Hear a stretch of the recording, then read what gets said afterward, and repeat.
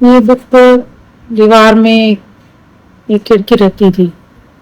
ये खिड़की एक ऐसी खिड़की है जो कि आप लोग पढ़े होंगे और इसके काफ़ी व्यूज़ भी आपके पास आए होंगे। लेकिन इस बुक्स को पढ़ने के बाद अगर आप इसकी लाइफ को अच्छे से जान सकते हो तो उसके बारे में आप अच्छे से व्यू भी देख पाओगे, क्योंकि एक नॉर्मल पर्सन की कहानी है। रघुवीर प्रसाद जो कि इनके राइटर हैं विनोद कुमार शुक्ला जी, और जिन्होंने लिखी है कहानी एक अध्यापक के ऊपर है जो कि कॉलेज में पढ़ाते हैं, और वहाँ की दिनचर्या के बारे में, उनके सपनों के बारे में इस बुक में दिया गया है।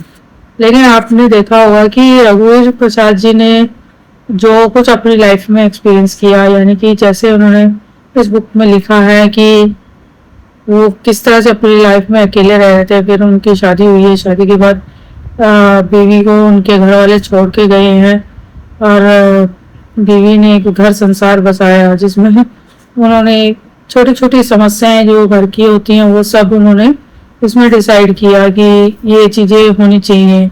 इवन तो शौचालय के बारे में भी उन्होंने काफ़ी इसमें डिटेल से बताया गया है कि शौचालय के लॉक लगाना है, लॉक को कैसे चाबी संभाल के रखनी है। और एक जो दीवार की खिड़की है, खिड़की का मतलब है कि जो आपके अंदर खिड़की है, यानी कि आपके अंदर जो भावनाएं हैं या आप जो सोचना चाहते हैं, जो आप दुनिया जीना चाहते हैं। कई बार हम जैसे लोग होते हैं कि अपनी जिंदगी जीते नहीं है, सिर्फ जो बाहरी आडंबर है उसमें फंसे रहते हैं और अपनी जिंदगी को जी नहीं पाते। तो ये किताब उसी चीज को प्रदर्शित कर रही है कि जो रघुवीर जी हैं और सोनसी, तो जैसे कि ये दीवार में एक खिड़की की सोनसी है, सोनासी है, और रघुवीर प्रसाद है अपने जीवन का हर पल को जीते हैं। यानी कि इसमें हर पल वो अपना जीवन जी रहे हैं। जैसे कि वो खिड़की के बाहर जाते हैं और अपना स्नान करते हैं, वहाँ पे कपड़े धोते हैं, वहीं पे वो नाइट स्टे भी करते हैं। अपने माता पिता को भी वहीं ले जाना चाहते हैं, अपने छोटे भाई को भी लेके जाते हैं। विभाग के अध्यक्ष है जो वहाँ के कॉलेज के कुलीग हैं, उनको भी वहाँ ले जाना चाहते थे, लेकिन वो जा नहीं पाते, उनके लिए एक सपना बन के रह जाता। लेकिन रघुवीर प्रसाद और उनकी वाइफ ये अच्छे से जी रही है।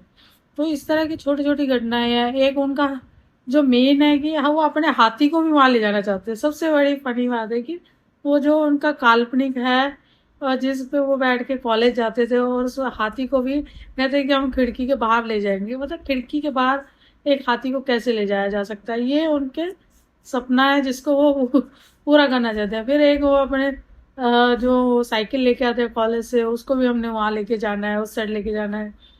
तो जो भी है वो अपने सपनों की दुनिया में, दोनों जो ने ये जो जिंदगी जी रहे हैं उसमें सपनों में जो उनकी बाहरी दुनिया का सामान है वो भी उस दुनिया में लेके जाना चाहते हैं। लेकिन उनमें एक चीज़ देखी है उन्होंने, जो बच्चे को भी देखा है, छोटा बच्चा जो पेड़ के ऊपर बीड़ी पीता है, उसके बारे में भी उन्होंने बोला कि उसको भी सुधारने के लिए अच्छा कोशिश की, और उसको बोला कि यानी कि काफ़ी छोटी छोटी चीज़ें हैं जो इस बुक्स में है। अगर आपके पास अगर टाइम हो ना तो इस बुक को जरूर पढ़िए और आपको मज़ा ज़रूर आएगा। आपको अंत तक पढ़ते पढ़ते इस बुक में बहुत मज़ा आने वाला है। तो मैं तो ये कहूँगी ये गुड अच्छी राइटिंग में लिखी गई है, और अच्छी कंसेप्ट है कि लाइफ को जीना, कि सारी बाहरी दुनिया में तो हम जीते जीते हैं, अंदर की दुनिया जो हमारे सपने हैं ना उनको